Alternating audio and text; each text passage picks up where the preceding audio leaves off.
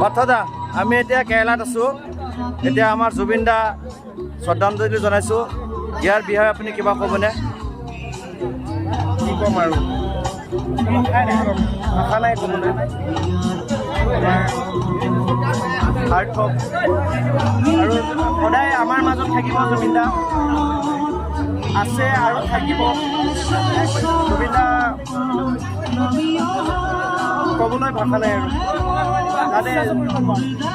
দাদাৰ আত্মাৰ সদ্গতিৰ কাৰণে প্ৰাৰ্থনা জনাইছোঁ আমি সকলোৱে আমি বিদেশত আছোঁ বিদেশত থাকিও আমি আমাৰ ভগৱানক কি ক'ম আৰু ভাষা নাইকিয়া হৈছে প্ৰাৰ্থনা জনাইছোঁ আৰু ভালে হ'ব এতিয়া এটা মেছেজ দিয়ক অসমৰ ৰাইজৰ কাৰণে কিবা এটা মেছেজ দিব নেকি অসমৰ ৰাইজৰ কাৰণে কিবা এটা মেছেজ দিয়ক আৰু কি ক'ম আৰু অসমৰ ৰাইজে গম পাওক যে আমি কেৰালাত আছোঁ দাদা শ্ৰদ্ধাঞ্জলি জনাইছোঁ সেইটোৱে আৰু